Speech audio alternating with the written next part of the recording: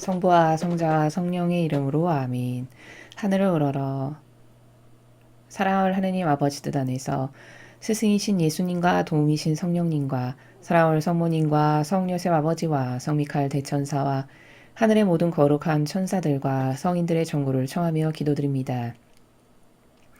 아버지의 뜻 안에서 예수님과 어머니 하나 되신 성심에 오늘도 아버지께서 사랑하시는 전 세계의 모든 영혼들, 그 중에서도 특별히 대한민국의 아버지께 속한 자녀들과 미국의 이 우파에 옳은 것을 갈망하고 지향하는 아버지께 속한 자녀들과 트럼프 대통령과 그를 돕고 협력하는 선의 모든 세력들, 이들을 아버지 대전 가장 가까운 곳 앞에 봉헌드리오니 사랑할 아버지, 아버지께 속한 이 자녀들의 사고방식과 정신과 마음을 신적 질서와 주님의 진리 가운데 공정과 정의로 더 날카롭고 예리하게 무장시켜 주시어 악과 싸우는 전사들이 되게 하여 주옵소서. 그리하여 이 마지막 시대에 거미줄처럼 퍼져 있는 전 세계를 집어먹고 잡아삼켜 이제 역겨운 인간의 뜻이 통치하고 다스리려고 하는 수십 년 수백 년간을 준비해온 이 딥스테이트라고 하는 마귀의 세력을 완전히 초토화시켜 주시옵기를 간곡한 갈망으로 청원드립니다. 아버지께서 파견하신 글로리 천사시여 미국에 있는 모든 마귀 세력을 이번 기회에 완전히 뿌리째 다 드러내시어 모든 국민이 바라보고 깨닫고 알게 하시며 그리하여 아버지의 뜻이 주시는 정의로 다 처단하여 주시옵기를 간곡한 갈망으로 청원드립니다. 사랑하는 어머니, 대한민국을 어머니 티 없으신 성심에 계속 봉헌드립니다. 특별히 사랑하시어 이 나라를 정말 짧은 기간 안에 축복하시고 많은 것들로 인도하시는 아버지의 뜻으로 인도하시는 그 지고하신 사랑에 반역과 반기만을 든 지난날의 모든 이 국민이 지은 죄악을 저희 사명이 대신 배상과 보속을 드리오니 어머니 불쌍하고 가련히 여겨주셔서 아버지 마음에 드는 예수님 어머니의 속성을 닮은 리더와 지도자들을 어서 빨리 이 나라에서 솎아내시고 뽑아내시어 새로운 지도자가 되게 하시고 리더가 되게 하시며 이 나라가 따르고 있는 헌법, 잘못된 것을 완전히 다 뜯어 고치셔서 아버지의 뜻 진리에 근거한 헌법으로 다다시 새로 고쳐주시옵기를, 새로 건설하여 주시옵기를 간절한 갈망으로 청원드립니다. 이 모든 기도 우리 주 예수 그리스도를 통하여 비나이다. 아멘. 성부와 성자와 성령의 이름으로 아멘. 안녕하십니까. 하느님의 뜻 선교의 윤피아 수녀입니다. 자, 오늘은 과연 성경을 통해서 우리가 어떤 신적 질서를 배울 것인지 기대하며 여러분과 함께 오늘 주신 성경 말씀 함께 배워보겠습니다. 2020년 12월 10일 대림 제2주간 목요일입니다. 제1독서 이사야서 41장 13절에서 20절까지의 말씀입니다. 나 주님이 너의 하느님, 내가 네 오른손을 붙잡아주고 있다. 나는 너에게 말한다. 두려워하지 마라. 내가 너를 도와주리라. 두려워하지 마라. 벌레 같은 야곱아, 구더기 같은 이스라엘아. 내가 너를 도와주리라. 주님의 말씀이다. 이스라엘의 거룩한 분이 너의 구원자이다. 보라, 내가 너를 날카로운 타작기로, 날이 많은 새 타작기로 만들리니 너는 산들을 타작하여 잘게 바수고 언덕들을 지푸라기처럼 만들리라. 내가 그것들을 까부르면 바람이 쓸어가고 폭풍이 그것들을 흩날려 버리리라. 그러나 너는 주님 안에서 기뻐 뛰놀고 이스라엘의 거룩한 분 안에서 자랑스러워하리라. 가련한 이들과 가난한 이들이 물을 찾지만 물이 없어 갈증으로 그들의 혀가 탄다. 나 주님이 그들에게 응답하고 나 이스라엘의 하느님이 그들을 버리지 않으리라. 나는 벌거숭이 산들 위에 강물이 골짜기들 가운데 샘물이 솟아나게 하리라. 광야를 못으로 메마른 땅을 수원지로 만들리라. 나는 광야에 향백나무와 아카시아, 도금향나무와 소나무를 갖다 놓고 사막에 방백나무와 사철 가막살나무와 전나무를 함께 심으리라. 이는 주님께서 그것을 손수 이루시고 이스라엘의 거룩하신 분께서 그것을 창조하셨음을 모든 이가 보아 알고 살펴 깨닫게 하시려는 것이다. 주님의 말씀입니다. 하느님 감사합니다. 자, 여러분이 지금 저와 함께 읽으신 이사야서 41장은 결론부터 요약 정리해서 관점으로 말씀을 드리면 지금 여기 아버지께서 너희를 이렇게 내가 회복시켜 줄 거고 다시 축복해 줄 거다 라는 내용은 이 시대적 이 환경적 요소와 배경으로 살펴봤을 때 이 앞에 여긴 지금 41장이고 이 앞에 40장, 39장을 보면은 이사야 예언자가 지금 이 예언을 썼을 때의 환경이 이스라엘 백성들이 바빌론으로 유배를 갔을 때의 상황입니다. 그래서 분열왕국이 돼서 이제 비참밖에 남지 않고 끌려가서 유배를 간. 그래서 어제 본 그 40장을 보면은 글쎄 뭐 하느님이 계시다고는 하는데 우리는 잘 모르겠고 우리 선조들은 그렇게 뭐 복을 받고 뭐 모세라는 사람이 엄청난 업적을 이뤘다고 하는데 눈으로 본 적은 없으니 믿을 수가 있고 뭐 하느님이 계시다면 지금 우리가 이렇게 살겠습니까? 이런 나라에서 하소연하고 푸념하는 그런 백성의 뇌까리는 소리를 어제 40장에서 우리가 본 것입니다. 자, 그러면 그 이스라엘의 지금 현재 상황이 아버지께 올바르게 화답을 못해서 그리고 결정적으로는 야곱의 그 다윗 왕의 엄청난 축복, 다윗 왕에게 주셨던 축복을 솔로몬이 잘 받아서 올바르게 화답을 못했죠. 결국에는 초반부에는 하느님께 올바른 반향을 드렸으나 후반부에는 그 인성을 타고 역사하는 그 여자로부터 타고 들어오는 악을 이기지 못해서 결국 수많은 이방인의 여인을 맞아들이면서 그들의 신에게 가서 우상 숭배하여 절하고 분향하는 이런 엄청난 모욕과 역경을 드리게 되죠. 그래서 그것 때문에 솔로몬의 그런 잘못된 반향 때문에 결국에는 그 다윗에게 주신 엄청난 축복이 3대를 가지 못하고 2대까지 가고 파토나고 그 다음부터는 분열왕국이 시작되죠. 놀랍게도 분열왕국이 된 이후에 이스라엘은 훌륭한 왕을 거의 찾아볼 수가 없습니다. 다 거의 망나니 수준의 하느님의 입장에서 보셨을 때는 거의 망나니 수준의 역겨움밖에는 드리지 않는 왕들로 가득했었습니다. 그래서 결국에는 끝끝내 패망하게 되는 바빌론이라고 하는 그 시대의 대제국을 통해서 결국에는 패망하게 되는 이런 운명에 처하게 되죠. 자, 그런데 41장에서 이야기하는 나라는 뭐냐면 그렇게 유배를 가서 처절하게 고통받고 핍박받고 억압당하면서 사는 이 이스라엘 백성에게 그래도 내가 너희들을 다시 한번 축복의 기회를 주겠다. 다시 한번 올바르게 반영할 수 있는 기회를 주겠다라고 예언하시는 말씀이십니다. 자, 이사야서 41장을 올바르게 이해하려면 다니엘서 9장을 보면 거기 70주야에 관련된 예언이 나옵니다. 70일에라고도 부르고요. 이 70일에는 앞으로 490년 동안 이스라엘을 다시 축복하시겠다라고 선언하시는 내용입니다. 다니엘서 9장이. 바로 그렇게 이스라엘을 다시 회복하시고 축복하여 주겠다라고 하는 그 490년 동안의 축복을 여기 이사야서에서 이렇게 미리 선언해서 말씀하시는 거다라는 겁니다.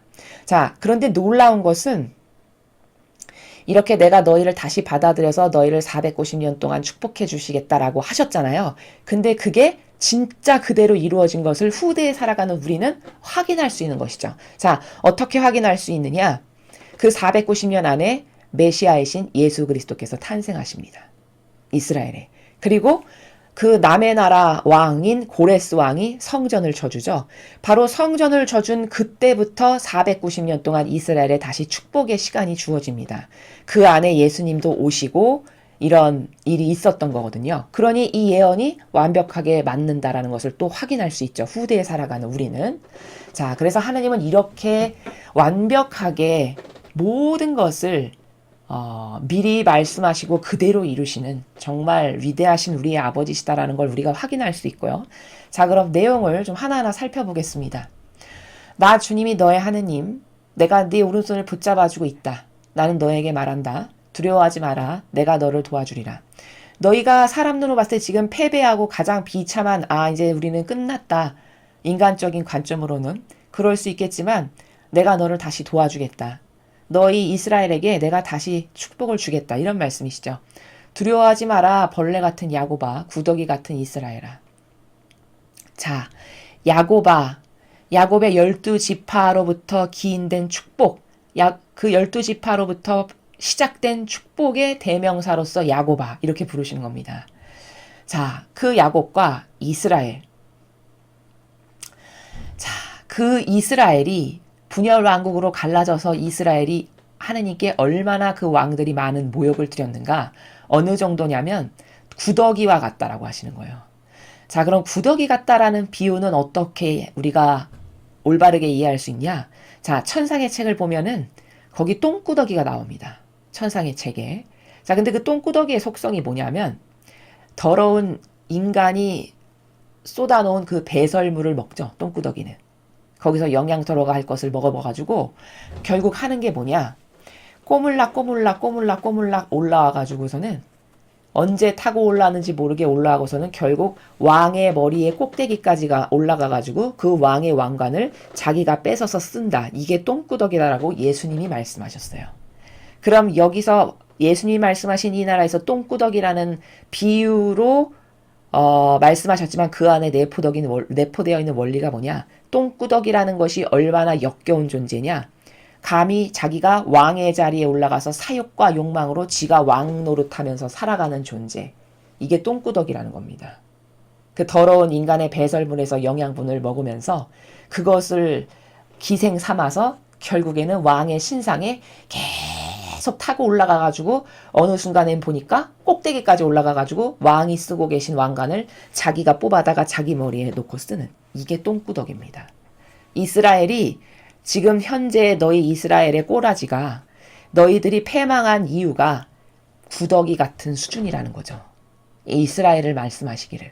그럼 그 구더기가 뭘까요? 천상의 책에서 나온 것을 보면 사욕과 욕망으로 가득해서 결국에는 인간이 신의 자리에까지 올라서 하느님의 권리와 권한을 자기의 것으로 바꿔치기 위해서 삼아서 왕처럼 살아가는 이런 역겨운 존재. 하느님께 이런 모욕적인 것을 드렸던 이스라엘이라는 것을 우리가 확인할 수 있죠. 자, 벌레 같은 야곱아. 왜 벌레라고 하셨을까? 이 야곱과 이스라엘은 분열왕국 때 두 개로 나누어졌던 유다와 이스라엘을 말하는 겁니다.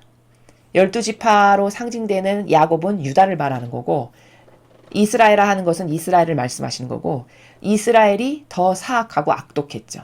자, 그리고 그 유다 지파는 벌레 같은 수준이라는 거예요. 벌레 같았기 때문에 지금 그런 비참한 꼴로 유배를 갔다라는 거죠. 도대체 그럼 벌레 같다라는 게 뭘까? 자, 여러분 벌레는 갉아먹죠. 나무를 갉아먹고 이파리를 갉아먹고 그렇게 해서 파먹어가지고 결국엔 나무를 죽게 만드는 이게 벌레가 갖고 있는 속성입니다. 자, 그런데 그 나무는 뭐냐면 영적으로 나무는 인간을 상징합니다. 그러니까 벌레라는 것은 그렇게 인간 자기 자신의 영혼을 맨날 파먹고 갉아먹어도 자기가 그렇게 영혼을 스스로가 갉아먹고 파먹어서 죽여가고 있지만 그걸 모르는 이런 벌레 같은 야곱. 그리고 인간적 비유를 들면 세상에서 이런 비유도 쓰죠. 벌레만도 못한 인간이. 그럼 뭘까요? 가장 비참한 존재, 가장 비참하고 낮은 그런 수준. 이것을 또 벌레 같다 이렇게 말하죠. 그래서 두려워하지 마라. 비록 너희들이 지금 벌레 수준이고 구더기와 같이 역겨운 그런 유다와 이스라엘이 됐지만 그치만 내가 너를 도와주리라. 주님의 말씀이다. 이스라엘의 거룩한 분이 너의 구원자시다. 너희들이 분열왕국 때 그 왕이라는 것들이 얼마나 나에게 역겨운 짓을 하고 모욕과 모함을 하고 이방신 모시고 우상 숭배하고 얼마나 역겨운 것을 많이 했냐. 그게 벌레 같고 구더기 같은 짓이었다라는 거죠. 반향하기를. 그치만 내가 다시 한번 도와준다. 내가 너희의 구원자다. 스스로 다시 선언하시는 거예요. 내가 너희를 구원한 유일한 구원자다. 이렇게. 보라, 내가 너를 날카로운 타작기로 날이 많은 새 타작기로 만들리니 너는 산들을 타작하여 잘게 바수고 언덕들을 지푸라기처럼 만들리라. 자, 타작기는 뭡니까? 알곡을 추수하는 기계죠. 그래서 이제 너를 이스라엘을 통해서 추수를 하시겠다라는 거예요. 이스라엘이라는 이 백성들을 통해서 추수를 하겠다. 자, 그리고 산들을 타작하여 잘게 바수고 언덕들을 지푸라기처럼 만들리라. 이건 뭐죠? 산과 언덕은 제가 다른 복음에서 말씀을 드렸습니다. 높이 솟아있죠, 산은. 언덕은 산보다는 조금 낮지만 주변 평야보다는 조금 솟아있는. 그래서 이것을 뭐라고 말씀드렸냐? 지배자, 산은 생물이 변질된 짐승. 그리고 언덕은 그 짐승이 살 수 있게끔 떠받들어주는 존재들. 이게 산과 언덕을 한 세트로 묶어서 이렇게 영적으로 비유할 수 있다라고 말씀을 드렸습니다. 자, 그런데 그렇게 인간의 뜻으로 착취해서 지배자로 살아갔던 이런 것들을 이제 타작해서 잘게 봐주고 지푸라기처럼 그것을 도와줬던 언덕도 다 지푸라기처럼 다 봐주어 버리겠다. 그렇게 그런 것으로 너희들을 사용하겠다라고 지금 말씀하시는 것이죠. 네가 그것들을 까부르면 바람이 쓸어가고 폭풍이 것들을 흩날려 버리리라.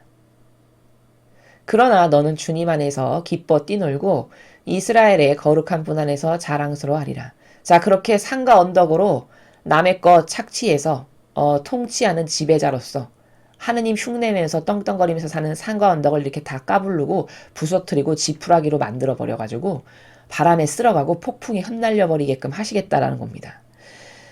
그러나 너는 하느님께 속한 백성을 말씀하시는 것이죠. 하느님과 하나 된 백성. 그렇지만 하느님과 하나 된 백성은 주님 안에서 기뻐 뛰놀고 이제 이스라엘의 거룩한 분 안에서 자랑스러워하리라. 왜? 다시 축복하시고 회복시켜 주실 거니까. 가련한 이들과 가난한 이들이 물을 찾지만 물이 없어 갈증으로 그들의 혀가 탄다. 자, 가련한 이들과 가난한 이들, 하느님의 백성을 말씀하시는 겁니다. 유배가고 척박해졌으니 참으로 가련하고 가난하게 됐죠. 그들이 물을 찾지만 물이 없대요. 생명을 찾지만 올바름을 찾지만 어디 곳에서도 찾을 수가 없는 거죠. 그래서 그 올바른 것을 찾을 수 없어서 갈증으로 혀가 탄다는 겁니다. 나 주님이 그들에게 응답하고 나 이스라엘 하느님이 그들을 버리지 않으리라. 나는 벌거숭이 산들 위에 강물이 골짜기들 가운데 샘물이 솟아나게 하리라. 광야를 못으로 메마른 땅을 수원지로 만들리라. 자, 벌거숭이 산 위에 이제 강물이 흐르게 하고 골짜기에 샘물이 솟아나게 하리라. 자, 광야, 메마른 땅. 지금 이 이스라엘 백성의 상태가 유배 갔으니 아무것도, 유배 갔다 이제 돌아왔으니 아무것도 없는 메마른 땅이고 광야지 뭡니까? 그렇죠? 벌거숭이 산들이에요. 가진 것 아무것도 없고 나무 하나 심겨져 있지 않는 골짜기 훅 파여가지고 참 비참하기 이를 데 없는 처지. 이런데 그런 것들 위에 다 강물이 흐르게 될 거고 샘물이 솟아나게 할 거고 연못이 되게 하고 수원지로 만드시겠다는 거죠.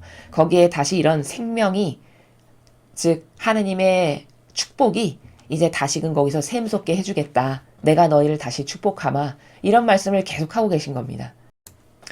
나는 광야에 향백나무와 아카시아, 도금향나무와 소나무를 갖다 놓고 사막에 방백나무와 사철 가막살나무와 전나무를 함께 심으리라. 자, 아무것도 없이 척박하기 이를 데 없는 광야에 바벨론에서 돌아왔으니 광야죠. 이제 하느님께서 뭘 하실 거냐면 다양한 종류의 저런 나무를 심으시겠대요. 무슨 향백나무, 아카시아, 도금향나무. 저게 다 뭐냐면 여러분 제가 앞에서 말씀드렸듯이 나무는 사람을 뜻합니다. 성경에서 나무는. 그럼 저렇게 다양한 훌륭한 나무들을 이제 심으시겠다라는 거예요. 다시. 이 백성 가운데. 그래서 저렇게 훌륭한 나무들을 심어서 인재를 내가 키우겠다. 다시 아버지의 뜻이 번성하실 수 있게끔 하시기 위해서. 아니나 다를까 저 나무에 그 그루터기, 이사이의 그루터기에서 왕홀이 떠나지 않으리라. 그 말씀대로 진짜 아버지께서 축복하시겠다라고 하신 490년 안에 메시아이신 그리스도가 진짜 탄생하시죠. 나무 중에서도 나무고 정말 산 중에서도 가장 높고 위대하신 산이시죠. 예수님께서 진짜 실제로 탄생하신단 말입니다. 그리고도 그 밖에 다른 이제 또 12 제자도 뽑으시고 이게 다 나무죠. 이런 사람들을 새롭게 다양한 각각의 목적성에 맞게 다양한 종류가 저렇게 다양하죠. 목적성에 맞게 그렇게 뽑으셔가지고 내가 다시 한번 너희를 축복하마. 왜? 내가 너의 구원자 하느님이고 내가 너를 첫정으로 선택한 나의 선택한 백성인데 다시 한번 기회를 주마. 이런 말씀을 하시는 겁니다. 이는 주님께서 그것을 손수 이루시고 이스라엘의 거룩하신 분께서 그것을 창조하셨음을 모든 이가 보아 알고 살펴 깨닫게 하시려는 것이다. 자, 그래서 후대에 사람들이 하느님 아버지께서 이 백성을 이렇게 축복하셨구나. 아, 진짜 이스라엘의 거룩하신 분께서 이렇게 많은 훌륭한 인재들을 창조하시고 만드시고 축복하셨구나. 그런 것을 우리가 알고 깨달을 수 있게끔 내가 다시금 너희는 이런 반향으로 유배가는 결국엔 열매를 맺고 말았지만 다시 한번 기회를 주마. 라고 해서 선언하신 말씀이시다라는 겁니다. 그래서 이 말씀이 어떻게 사실적으로 이루어졌는가는 다니엘서 9장을 같이 보면 그 9장에 예언되어 있는 내용이 진짜 이사야 예언자가 이렇게 선언하신 것처럼 그렇게 아버지가 다시 축복하셨다라는 것을 우리가 이스라엘의 490년의 역사 안에서 확인할 수 있고요. 그때 예수님이 오신 거고, 그때 12제자도 뽑으신 거고, 그때 그리스도교를 세우신 거고, 이런 일들이 진짜 있었다.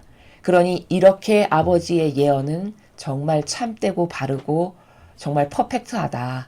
이것을 확인할 수 있습니다. 계속해서 복음 말씀 함께 보시겠습니다. 마테오복음 11장 11절에서 15절까지의 말씀입니다. 주님 영광 받으소서. 그때 예수님께서 군중에게 말씀하셨다. 내가 진실로 너희에게 말한다. 여자에게서 태어난 이들 가운데 세례자 요한보다 더 큰 인물은 나오지 않았다. 그러나 하늘나라에서는 가장 작은 이라도 그보다 더 크다. 세례자 요한 때부터 지금까지 하늘나라는 폭행을 당하고 있다. 폭력을 쓰는 자들이 하늘나라를 빼앗으려고 한다. 모든 예언서와 율법은 요한에 이르기까지 예언하였다. 너희가 그것을 받아들이고자 한다면 요한이 바로 오기로 되어 있는 엘리야다. 귀 있는 사람은 들어라. 주님의 말씀입니다. 그리스도님 찬미합니다. 자, 오늘 짧은 복음이지만 이 안에 담겨 있는 진실은 실로 놀라움의 자체입니다. 여러분이 아마 이 복음을 오늘 들으시면 굉장히 놀라실 겁니다. 왜냐하면 지금까지 로마 가톨릭에서 피상적인 것으로 종교 생활을 하셨던 분이라면 여러분의 사고방식을 완전히 뒤엎는 내용을 예수님이 오늘 말씀하셨습니다. 사실은. 자, 무슨 내용인지 보겠습니다. 내가 진실로 너희에게 말한다. 여자에게서 태어난 이들 가운데 세례자 요한보다 더 큰 인물은 나오지 않았다. 그러나 하늘나라에선 가장 작은 이라도 그보다 더 크다. 자, 11절의 내용을 제가 다른 복음 해설에서 자세히 말씀드렸죠. 이 로마 가톨릭은 세례자 요한을 굉장히 위대한 훌륭한 예언자라고 추앙하고 떠받듭니다. 그렇지만 진실은 그것이 아니에요. 예수님이 여기서 고백하시죠. 그렇죠? 사실은 세례자 요한보다 더 작은 사람은 하늘나라에서 없대요. 그럼 뭐죠? 하늘나라에서 꼴찌라는 뜻입니다. 좀 리얼하게 말하면. 하늘나라에서 가장 작은 이라도 그보다 더 크다라는 것은 세례자 요한이 꼴찌란 말이에요. 그럼 하늘나라에 어떻게 가긴 갔으나 왜 갈 수밖에 없죠? 그래도 사명이라는 게 주어졌으니 하느님의 성성을 걸어서 주신 축복을 거두어서 지옥으로 쳐보내시는 것까진 하시지 않죠. 그럼 하느님의 영광에 손상을 입히는 거니까. 그러니까 하늘나라에는 갖다 놓으셨는데 그 사명을 완수한 수준이 하나도 똑바로 완수한 게 없어요. 그러니까 천상의 가장 꼴찌에 가야 마땅하다라고 예수님이 밝히시는 거예요. 그러나 그가 받은 은총만큼은 여자에게서 태어난 이들 가운데 더 큰 힘으로 나오지 않았다는 건 가장 큰 은총을 받은 사람이라는 거예요. 가장 큰 사명을 받은 사람이라는 거죠. 그런데 그 사명을 똑바로 완수하지 못해서 결국 결과론적으로 그의 영혼은 천상의 가장 밑바닥에 갈 수밖에 없는 열매를 맺었다라고 11절에서 결론 지어서 말씀하신 거다라는 겁니다. 자, 그럼 문제는 왜 그럼 천상의 가장 밑바닥에 갈 수밖에 없는지를 제가 다른 강에서 다 말씀을 드렸어요. 그것은 한두 가지가 아니라 성경의 많은 곳에서 발견할 수 있어요. 세례자 요한이 얼마나 사명을 똑바로 완수하지 못했는가는. 그리고 왜 그럼 그런 누룩이 끼어들었는가? 그것은 인간적인 속성을 그가 가지고 있었기 때문이에요. 인간적인 것을 받아들였기 때문입니다. 여러분도 아시다시피 세례자 요한과 예수님은 사촌 관계예요. 인간적으로는. 게다가 나이도 세례자 요한이 더 많았죠. 예수님이 사촌 동생입니다. 그러니까. 그럼 인간적인 나라에서 뿌리박고 살면 어떻게 될까요? 아니, 나보다 나이도 어리고 내가 봤을 때 맨날 콧질질이 기저귀만 차고 다녔던 제가 메시아란 말이야? 아니 그리스도란 말이야? 이런 관점만 가지고 있으면 어떻게 될까요? 절대 사명을 이룰 수가 없겠죠. 세례자 요한은 이 인간적인 것을 이 허들을 뛰어넘지 못해서 이걸 극복하지 못해서 결국에는 사명을 똑바로 수행하지 못했어요. 그래서 저런 결과를 맺은 겁니다. 자, 그런데 문제는 12절의 말씀이 더 쇼킹한 말씀이에요. 세례자 요한 때부터 지금까지 하늘나라는 폭행을 당하고 있다. 폭력을 쓰는 자들이 하늘나라를 빼앗으려고 한다. 잘 들으십시오. 세례자 요한 때부터 지금까지 하늘나라가 폭행을 당하고 있대요. 그럼 세례자 요한도 폭행하는 세력이라는 말씀이시죠. 세례자 요한 때부터 이렇게 말씀하셨으니까. 자, 그럼 세례자 요한도 폭행하는 자라는 건데 왜 폭행을 했나? 자, 저 폭행한다는 나라가 도대체 뭔가? 세례자 요한의 사명은 예수님이 오실 때 왕이 행차하면 그 앞에 호롱불을 조용히 들고 가면서 왕이 오신다 물러거라 하는 이런 사람이 있어야 되죠. 그래서 그 앞길을 이렇게 트고 좀 미리미리 왕이 행차하시는데 부잡다한 것이 없게끔 하는 마치 이런 것과 같은 사명이 세례자 요한이 받은 사명입니다.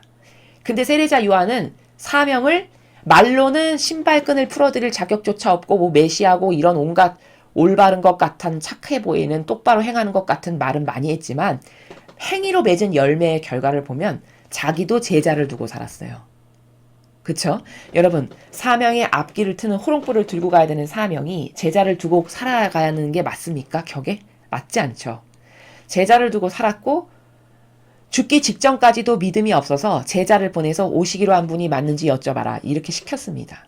그래서 그 시킨 심부름꾼이 제자가 가서 오시기로 한 분이 맞냐라고 여쭤봤더니 예수님이 그때 뭐라 하셨죠? 네가 본 대로 가서 말해라. 이렇게 말씀하셨어요. 자, 이런 말과는 다른, 행동이 다른, 믿음이 없는, 끝까지 의심했던 이런 세례자 요한의 많은 결격 사유가 결국에는 하늘나라의 꼴찌에 갈 수밖에 없는 요소가 작동이 된 거죠. 그리고 왜 세례자 요한부터 폭행하는 세력이라고 말씀하셨냐? 자, 만일에 세례자 요한이 사명을 똑바로 수행했다라고 쳐보죠. 올바르게 호롱불을 들고 가는 자신의 위치를 똑바로 알고 예수님을 따라다니며 보좌하고 똑바로 그분의 분신으로서 그분이 하시는 것에 조금이나마 누가 되지 않고 도움이 되고자 하는 이런 정신 세계에서 똑바로 사명을 수행했다면 사람들이 예수님을 좀 더 올바르게 인식할 수 있는 이런 기회나 여러 가지 여건들을 마련할 수 있었겠죠. 근데 세례자 요한은 혼란만 줬어요. 어떻게 혼란을 줬죠? 세례자 요한도 제자를 데리고 다니니까 오죽하면 여러분 요한복음 1장 21절을 보십시오. 거기 이런 구절이 나오죠. 바리사이 율법학자 사람들이 사람을 보내요. 그래서 세례자 요한한테 물어봅니다. 당신은 뭐 엘리야요? 아니다. 그럼 당신은 오기로 한 그 뭐 예언자요? 아니다. 이렇게 얘기해요. 아니 그럼 당신은 엘리야도 아니고 예언자도 아니고 그리스도 아니라면 당신 도대체 누구요? 이렇게 물어보죠. 그랬더니 세례자 요한이 뭐라고 대답하죠? 아주 애매모호하게 나는 뭐 광야에서 외치는 소리다. 이렇게 대답을 해요. 불분명하게.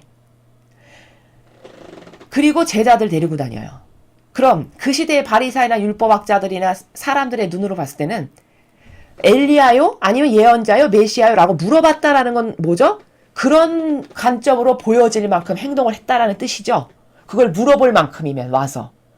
엘리야처럼 보이고 그리스도처럼 보이고 예언자처럼 보이는 처신을 하고 다녔다라는 뜻이잖아요. 그걸 와서 물어볼 만큼이면, 확인을 할 만큼이면. 이게 뭘까? 이래서 하늘나라를 폭행하는 게 세례자 요한 때부터라고 말씀하시는 거예요. 놀라운 관점 아닙니까? 무서운 관점입니다. 정확한 관점이에요. 그리고 세례자 요한이 처신을 잘못하고 똑바른 믿음을 갖지 못하고 사명을 올바르게 수행하지 못하는 바람에 오히려 자기도 제자 데리고 다니고 처신 이상하게 그리스도 행세하고 예언자 같은 행세를 얼마나 이상하게 했으면 바리새인법학자들이 와서 물어보잖아요. 사람을 보내서 당신 엘리야요? 아니면 그 예언자요? 그리스도요? 다 아니다. 그럼 당신은 예언자도 아니고 엘리야도 아니고 뭐 메시아도 아니고 아무것도 아닌데 세례는 왜 주는 거요? 이렇게 물어보죠. 아니 다 그리스도가 할 법한 일을 하고 다닌 거예요. 돌아다니는 게. 이게 뭘까? 그리스도 흉내낸 겁니다. 손쉽게 말하면, 좀 저급하게 말하면. 그러니까 남이 와서 오해를 하니까 오해를 살 만큼.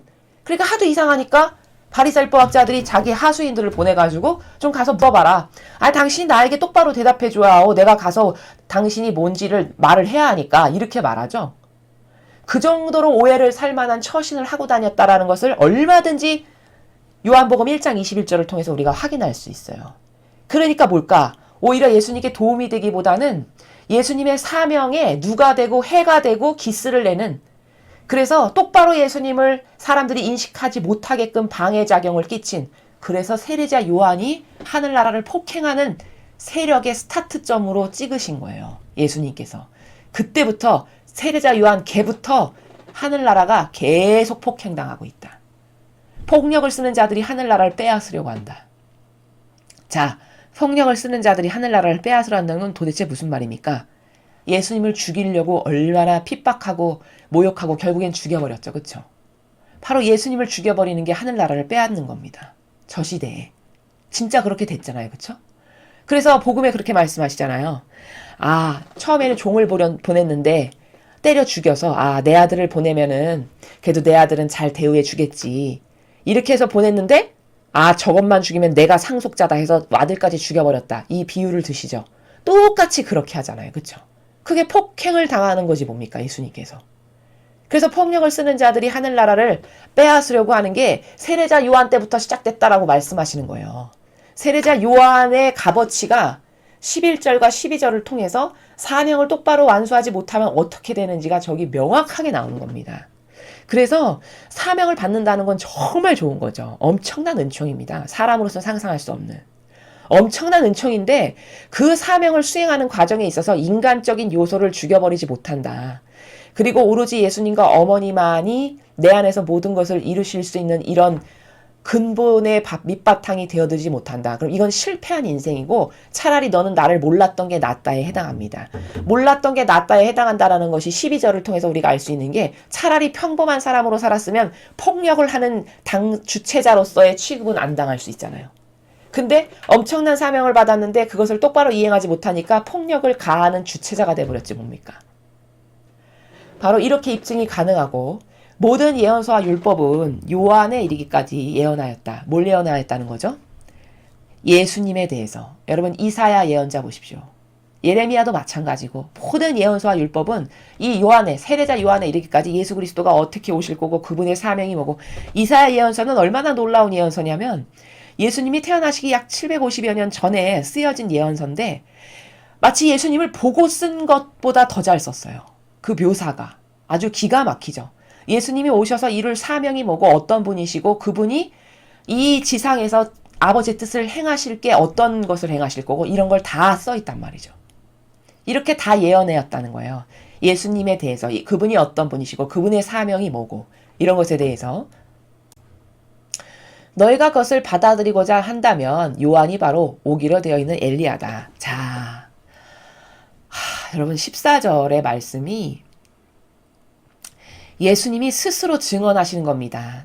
자신이 누군지를. 정말 저건 영적으로는 비참한 거예요. 왜 비참한 거냐면은 내 사명의 앞에 가서 길을 터서 내가 누군지를 사람들에게 많이 알리고 그래서 마음의 준비를 하게 하고 회개를 하게 하고 그래서 그리스도 메시아를 잘 사람들이 모실 수 있게끔 이런 털을 닦는 게 세례자 요한의 사명이었거든요.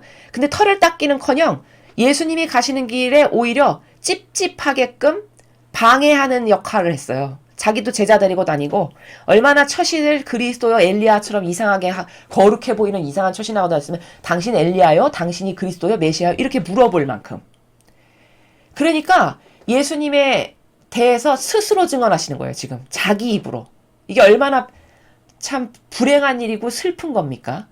무슨 말이냐면 너희가 이렇게 구약에서부터 계속 많은 예언자들이 다 그리스도에 대해서 예언을 했다. 그걸 너희가 받아들인다면, 그 성경 말씀을 너희들이 믿고 받아들인다면 요한이 바로 오기로 되어 있는 엘리야다. 무슨 말입니까? 요한이 바로 엘리야니까 세례자 요한이 다 나에 대해서 증언한 게 맞다. 고로 내가 메시아요 그리스도다. 이렇게 얘기하는 거라는 겁니다. 스스로. 그러니까 세례자 요한이 예수님을 똑바로 증언을 못하니까 스스로 이제 자기 자신에 대해서 증언하신 거예요. 너희가 세례자 요한이 누군지 궁금했지? 그래서 물어봤잖니. 엘리야요? 메시아요? 그리스도요? 그 예언자요? 아니 다 아니면 당신 도대체 누구란 말이요? 그럼 아무것도 아닌데 당신은 왜 세례를 주는 것이요? 뭐 이렇게 물어보잖아요. 근데 끝까지 똑바로 불분명하게 말했지 똑바로 자기의 위치를 말 안 했어요. 나는 광야에서 외치는 소리다. 이따위 소리만 했죠. 그쵸? 그러니까 뭐죠? 그렇게 불분명한 이상한 우유부단만한 말을 해가지고 똑바로 증언을 못하니까 결국엔 예수님이 너희가 여태까지 성경에 되어 있는 걸 다 믿는다면은 너희가 그토록 찾는 엘리야가 세례자 요한이다. 고로 그 말은 무슨 뜻입니까? 엘리야가 증언한 게 다 맞다. 그럼 세례자 요한이 예수님에 대해서 내 뒤에 오시는 분은 이러이런 분이고 뭐 세례를 성령으로 주실 건데 나는 신발끈을 풀어드리기도 못하고 이런 증언을 했잖아요. 그게 다 맞는 말이다. 고로 내가 그리스도고 메시아고 너희가 그토록 손꼽아 기다리는 그런 그리스도다. 이렇게 말씀하시는 거라는 겁니다. 참 비참한 거죠. 비참. 그러니까 사명을 똑바로 못하면 저렇게 오히려 해가 되고 누가 되고 아버지가 뜻하신 길에 예수님이 가시고자 하시는 길에 방해가 되기도 하는. 그래서 저렇게 스스로 증언하셔야 될 만큼. 그러니까 세례자 요한이 똑바로 사명을 수행한 게 하나도 없다는 말입니다. 결과론적으로 말하면. 그러니까 그가 가야 될 나라가 천상에서 제일 꼬라비 끝에 갈 수밖에 없는 게 너무나 지극히 당연하죠. 그래서 내가 이렇게 말하지만 또 안 믿을 사람이 있는 게 뻔히 있으니까 그래도 귀 있는 사람은 들어라.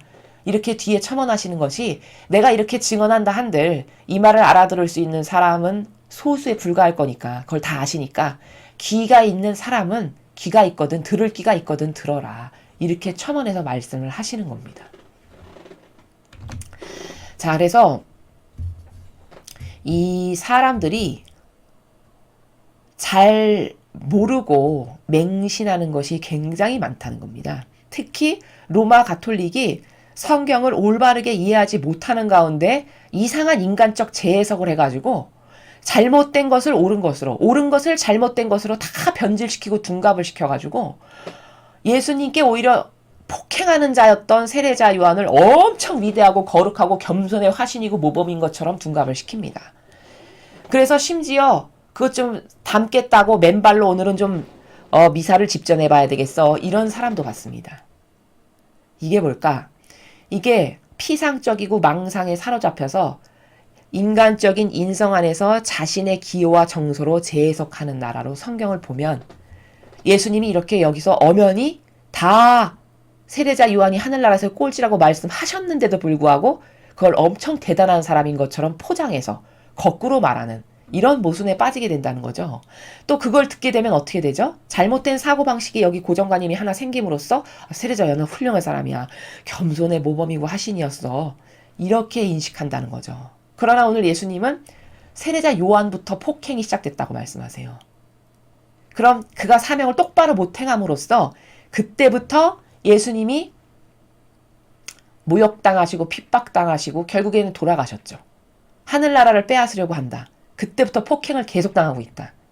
결국 죽여버리는 진짜 하늘나라를 빼앗는 일을 이스라엘 백성, 이 바리사일 포박자들이 하죠.